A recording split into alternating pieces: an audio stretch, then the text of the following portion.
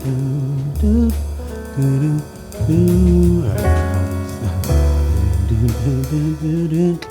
back. It's been a couple weeks. I got another video that I'm gonna post, I think tomorrow. Today's a Sunday. I'm gonna post that tomorrow. But what I did is I noticed that I was answering a lot of questions for some reason, more than usual, on Instagram and my inbox. And then I thought, hey, it'd probably be helpful to share some of those answers with everybody. So today's just strictly Q&A. I'm gonna try to keep it somewhat short. If this is not your type of thing, then I'm gonna have a lightened video tomorrow. You know what I'm saying? So let's get into it. I'm gonna look into my phone and we'll get started. All right, before I go into the questions, I will say that I'm not sure if people want everyone to know that they ask these questions, so I'm not gonna say who asked what. But thank you to everybody that reached out. I appreciate everybody taking the time to reach out, ask questions, but that's why I'm not doing that. Let's get into it. How do you make your light source softer? You want your light to pass through something.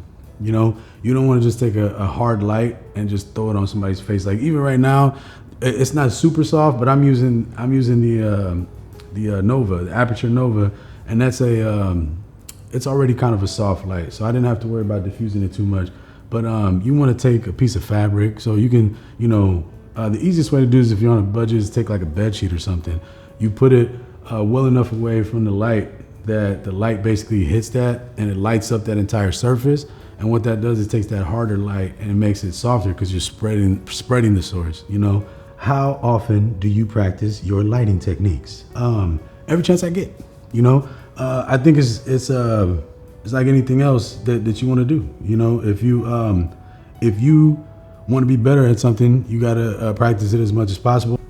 Inevitably, you're gonna get some silly questions from people, So I think these people thought maybe I wasn't going to answer these questions, but I'm gonna answer everybody's question. You know what I mean? So somebody said if a character was tap dancing and eating butter biscuits, how would you like that scene? Now that's it. I think that was supposed to be a joke, but that's actually a complex question, because then you got to ask yourself, what's more important, the butter biscuits or the tap dancing? You know what I mean? Me personally, I done put on a couple pounds and butter biscuits sound really good to me. So I would probably focus on the butter biscuit, but how would I light it? I'd backlight it, I'd backlight it and I get a hard light to hit them biscuits. You know what I mean? Somebody said, all right. Somebody asked me, somebody said, what happened to your hairline? Look, I've asked myself that question every day, my brother. I don't know, man. Both my brothers got a full head of hair. My dad is, he's getting a little bit older and he still has most of his hair. So I don't know what happened to me, man. Yeah, man, I don't know what happened to my hairline, bro. When I see you, though. How good is the ProRes on the Komodo dynamic range wise? I would say, ProRes is ProRes on every camera as far as my testing goes. I read somewhere, because I didn't do an actual dynamic range test, but I read that you get a good 12 to 12 and a half stops of dynamic range. I will tell you that it downsamples. So I'm pretty sure it downsamples at 4K DCI. If that's different, I'll put something down in the description. How do you usually light a set? And what are your go-to light? I just find the L of the room. I find like a corner of the room where it just looks the best, where I'm gonna get the best angles, where I can put the light from the right directions. If you have window, you wanna make it look natural, so you wanna create pockets of light and shadow. So I use lamps, I use other practical sources. Because for example, you got a lamp right here, you know that light's gonna kind of make everything around this little area bright, but everything else, the light kind of falls off. That kind of gives you the freedom to move around and put different lights or different lamps or use windows to create these pockets of light and shadow, which gives you that depth, which is what you're looking for as a cinematographer. So as far as what are my go-to lights, aperture baby. At this point, aperture, just hit your boy up. I could do one of the 4-minute film schools at some point, but let's just start talking. Let's build a relationship. I love aperture. I love their lighting. It's great stuff. It's quality, and and when you look at it in contrast to the other lights out there, what you're getting quality wise for what you're paying for it, I don't see another company that's doing what Aperture's doing. Somebody asked me what my top 3 lenses are. Look, I'll say this. The lens choice is dependent on the project for me. To try to help a little bit, I will say it's the Sigma 18 to 35. If you can get your hands on one of those, the DZO film lenses, I had a chance to work with those recently. The Vespid Prime lenses, those were great. I love the look of those. The quality was great, so I would recommend those too. I've tried out the Mica lenses. I've tried those out. Those are dope. So those are 3, that you can try out. What is more difficult, lighting indoors or lighting outdoor? In my experience, I mean, it really just depends on what you're shooting, to be honest with you. I think the short of it is they're both, they both have their ups and downs. I don't know if that's the right way to say that, but like, sometimes it's easy to shoot indoors, sometimes it's hard, and vice versa outdoors. So I don't want to speak for everybody, but for me, I think it really is just scene dependent. What's it like being a filmmaker in Illinois? Do you feel a move to LA would be better or worse?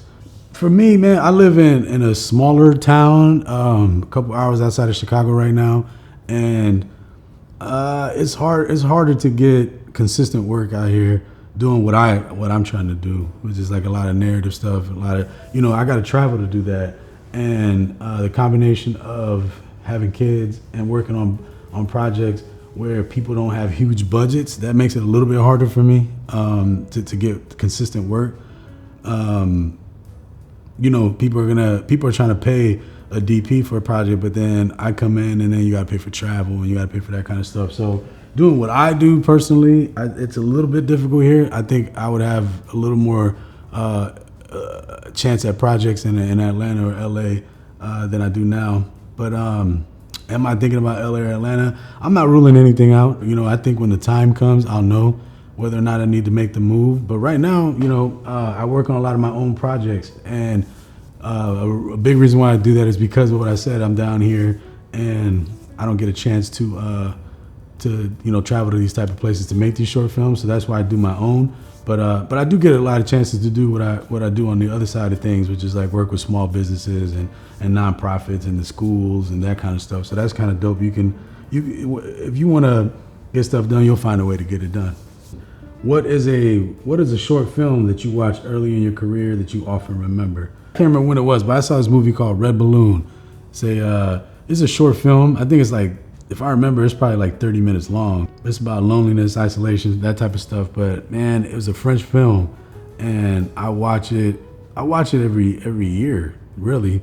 Maybe I've skipped a year here and there, but I usually watch it every year. I don't know. It just made me feel like I could do something like that. I always felt like I could make a film like that. So I've always loved that short film.